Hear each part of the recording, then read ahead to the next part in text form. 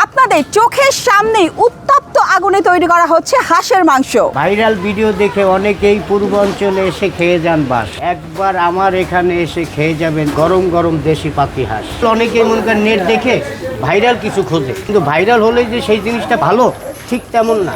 দেখা যায় যে 10 জন যেখানে ওখানে আমরা আরে না জানি কি, কিন্তু খাওয়ার পরে বলা যায় এখানে এসে আমি তো বাস খেলাম, কিন্তু ওই বাসটা খায়েন না। আর আমার হাঁসের পাতিল 13 নম্বর সেক্টরে একটু হাঁসের মাংস খেয়ে যায়। অনেক দোকানদারি আছে আপনার 30টা 40টা হাঁস রান্না করে এই বসে থাকে, এই মনে করেন সকালে পাকালে এই রাত 10টা 11টা 12টা, কিন্তু আমারটা একটু ব্যতিক্রম। আমি 10টা করে পাকাই, লাইভে এসে এবং সবাই লাইভ দেখে, 10টা শেষ হয় আমি আরেকটা বসাই। ব্যতিক্রম এটাই যে আমি গরম গরম উঠে তাদেরকে সার্ভ করি। অনেকেই পূর্বাচলে আসলে মনে করেন যে দোকানগুলোতে বাসি হাঁসের মাংস পাওয়া যায় কিনা, কিন্তু এখানে কিন্তু কোনো ধরনের নয় ছয় নাই। এখানে আপনাদের চোখের সামনে লাইভ হাঁসের মাংস রান্না করা হবে এবং গরম গরম আপনাদেরকে সার্ভ করা হবে। অনেকে আছে 70 পদের 60 পদের মশলার কথা বলে, আমি ওইগুলো বলবো না, যেটা সত্যি আপনাদের সামনেই 10-12 আইটেমের মশলা দিয়ে আমার এই রান্না। স্বাভাবিকভাবে যে ঘরোয়াভাবে যেভাবে আমাদের মাছ চাষিরা রান্না করছে ঠিক ওইরকমই।